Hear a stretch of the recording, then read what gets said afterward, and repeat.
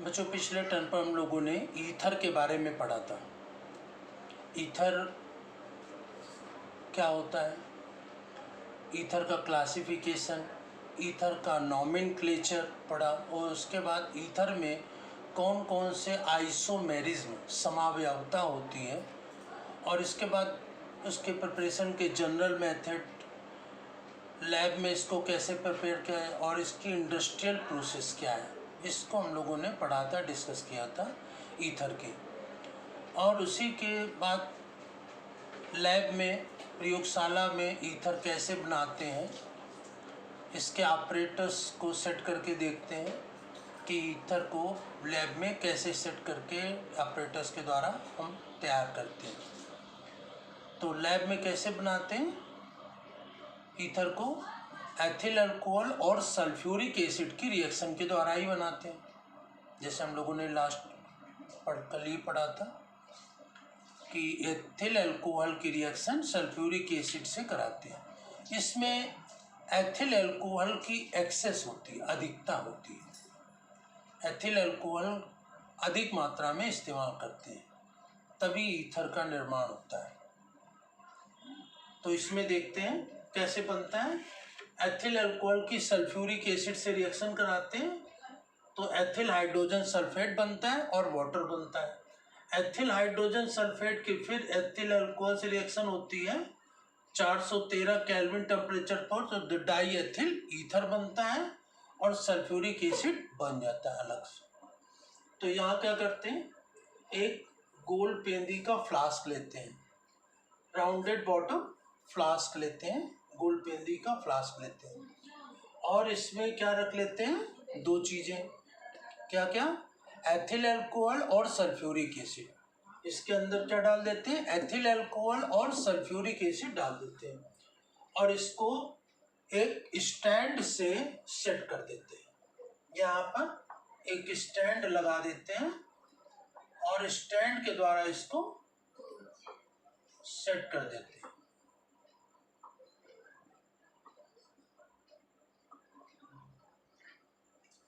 Stand के द्वारा लगा देते हैं इसको और इसके पश्चात इसमें एक थिसिल कीप लगा देते हैं जिसके द्वारा एथिल अल्कोहल इसमें गिराते रहते हैं। सल्फ्यूरिक एसिड नहीं, एथिल अल्कोहल ये थिसिल कीप के द्वारा, थिसिल फनल के द्वारा इसमें गिराते रहते हैं और ये तापमापी या थर्मामीटर लगा देते हैं, तापमापी या थर्मामीटर, और ये है थिसिल कीप। और इसके अंदर ले लिया एथिल अल्कोहल और सल्फ्यूरिक और इसके चारों तरफ ये लगा दिया क्या, सैंड बाथ या बालू ऊष्मन, और एक इसको स्टैंड पे रख दिया।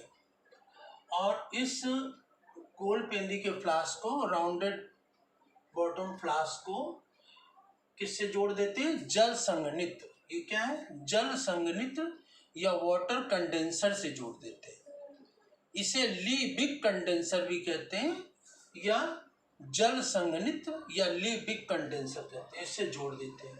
इसका दूसरा सिरा एडेप्टर के द्वारा जुड़ा होता है और एडेप्टर को एक कोनिकल फ्लास्क के जोड़ देते हैं और ये कोनिकल फ्लास्क किसमें रखा हुआ है, बर्फ युक्त जल में। ये बर्फ युक्त जल बाहर भरा हुआ है जिससे कि ये कोनिकल फ्लास्क बहुत ही ठंडा रहता है। तो जैसे ही इसकी वाष्प, वैसे तो जल संघनित के द्वारा ही ठंडी हो जाती है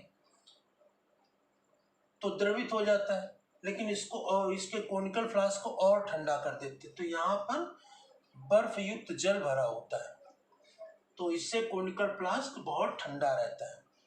और ये वाटर कंडेंसर है, जल संघनित है, जिसमें इधर से जल अंदर जाता है और ऊपर से जल बाहर निकलता है। तो इस जल के अंदर जाने बाहर जाने से क्या होता है, ये बीच की जो नली जा रही है जल संघनित की, ये ठंडी हो जाती है जिससे कि जो ईथर आ रही है वो द्रवित हो जाती है और द्रवित होने के पश्चात यहाँ पर कोनिकल फ्लास्क में एकत्रित हो जाती है। तो इस प्रकार से ये लैब में, प्रयोगशाला में ईथर का निर्माण किया जाता है। तो इसमें एक गोल पेंदी का राउंडेड बॉटम का फ्लास्क लेते हैं, इस फ्लास्क के अंदर क्या ले लेते हैं, एथिल अल्कोहल और सल्फ्यूरिक एसिड, और इसको एक स्टैंड से लगा देते हैं, इसमें कार्क लगा देते हैं और कार्क में एक थिसिल कीप और एक तापमापी या थर्मामीटर लगा देते हैं, और इसके नीचे एक बालू ऊष्मक या सैंड बाथ, बालू ऊष्मक या सैंड बाथ लगा देते हैं। स्टैंड पर इसको रख देते हैं, और ये फ्लास्क को एक निकास नली या डिलीवरी ट्यूब के द्वारा जल संघनित्र या वाटर कंडेंसर या लीबिक कंडेंसर से जोड़ देते हैं, और ये भी स्टैंड लगा देते हैं यहाँ पर भी।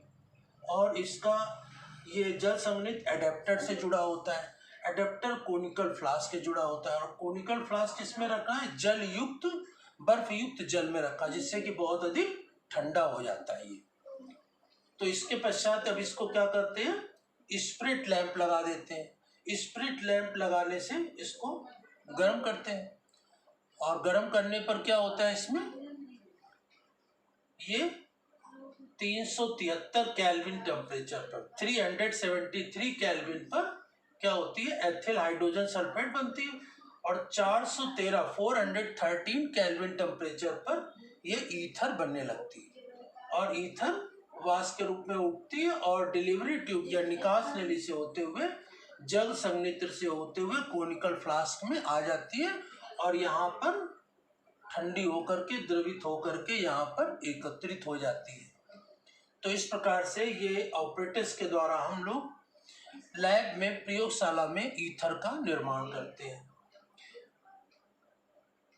एथिल अल्कोहल और सल्फ्यूरिक एसिड के द्वारा इस प्रोसेस से ये ईथर बनाने की जो प्रक्रिया होती है उसको क्या कहते हैं? विलियमसन्स कॉन्टिन्यूअस ईथरिफिकेशन मेथड कहते हैं। विलियमसन कॉन्टिन्यूअस माने सतत ईथरीकरण की प्रक्रिया, विलियमसन सतत ईथरीकरण की प्रक्रिया या विलियमसन कॉन्टिन्यूअस ईथरिफिकेशन मेथड इसको कहते हैं।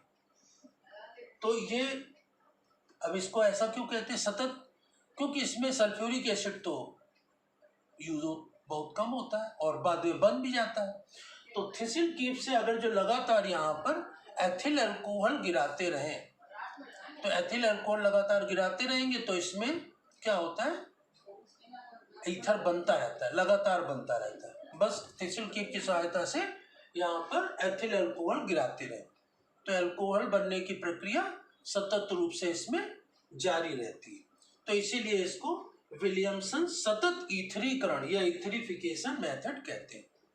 विलियमसन ने इसको बताया है, इसीलिए उन्हीं के नाम से इसको हम विलियमसन सतत या कॉन्टिन्यूअस ईथरिफिकेशन या ईथरीकरण की प्रक्रिया कहते हैं। तो विलियमसन कॉन्टिन्यूअस ईथरिफिकेशन मेथड या ईथरीकरण की प्रक्रिया। तो ये रिएक्शन कल हम लोग देख चुके थे, फिर मैंने लिख दिया। Ethyl alcohol sulphuric acid 373 kelvin temperature पर एथिल हाइड्रोजन सल्फेट बनता है, और फिर एथिल हाइड्रोजन सल्फेट की एथिल अल्कोहल से 413 डिग्री ये केल्विन टेम्परेचर पर डाई एथिल ईथर बन जाता है। अब इसमें जो ईथर प्राप्त होता है उस ईथर में क्या होता है? कुछ अशुद्धियां होती, इम्प्योरिटीज होती। उन इम्प्योरिटीज को हम कैसे दूर करते हैं? तो उन इम्प्योरिटीज को दूर करने के लिए क्या करते हैं? इसमें ईथर में एथिल अल्कोहल, वाटर और सल्फर डाइऑक्साइड, इन तीनों की इम्प्योरिटीज होती। Ethyl alcohol, water and sulphur dioxide, इनकी इम्प्योरिटीज होती हैं। तो इन इम्प्योरिटीज को दूर करने के लिए क्या करते हैं हम? इसमें सबसे पहले इसको सोडियम हाइड्रोक्साइड से में मिला देते हैं। सोडियम हाइड्रोक्साइड में मिलाने से क्या होता है? सोडियम हाइड्रोक्साइड सल्फर डाइऑक्साइड को एब्जॉर्ब कर लेता है,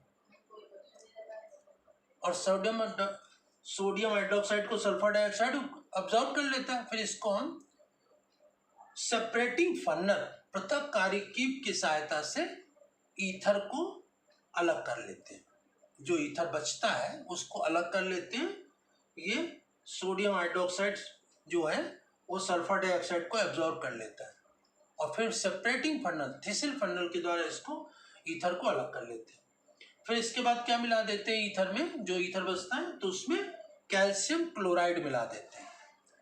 ये कैल्शियम क्लोराइड क्या करता है, ये एथिल अल्कोहल जो मिला होता है इसमें उसको एब्जॉर्ब कर लेता है, एथिल अल्कोहल को, वाटर को एब्जॉर्ब कर लेता है। तो फिर केवल क्या बचती, ईथर बचती है। तो ईथर हमको प्राप्त हो जाती है। और फिर इसमें लास्ट में जो ईथर मिलती है उसको हम फ्रैक्शनल डिस्टिलेशन या प्रभाजी आसवन कराते हैं। प्रभाजी आसवन या फ्रैक्शनल डिस्टिलेशन के द्वारा शुद्ध ईथर प्राप्त कर लेते हैं। तो इस प्रकार से इसका शोधन या प्योरिफिकेशन भी करते हैं। तो प्योरिफिकेशन की प्रक्रिया में क्या होता है, ईथर में एथिल अल्कोहल, जल और सल्फर डाइऑक्साइड की इम्प्योरिटीज होती है, अशुद्धियां होती हैं। इन अशुद्धियों को दूर करने के लिए क्या करते हैं, सबसे पहले सोडियम हाइड्रोक्साइड मिलाते हैं जो सल्फर डाइऑक्साइड को एब्जॉर्ब कर लेता है। और इसको हम फिर सेपरेटिंग फन्नल, पृथककारी कीप की सहायता से ईथर को अलग कर लेते हैं। फिर इसमें कैल्शियम क्लोराइड मिला देते हैं। कैल्शियम क्लोराइड मिलाने से क्या होता है, एथिल अल्कोहल और वाटर ये कैल्शियम क्लोराइड एब्जॉर्ब कर लेता है। तो फिर इसके बाद जो ईथर प्राप्त होता है उस ईथर को हम प्रभाजी आसवन द्वारा शुद्ध करके पृथक कर लेते हैं। तो इस प्रकार से ये ईथर प्राप्त करने की प्रयोगशाला विधि को ऑपरेटर्स द्वारा कैसे प्राप्त करते हैं, फिर इसका शोधन कैसे करते हैं, प्योरिफिकेशन कैसे करते हैं, ये आपने देखा।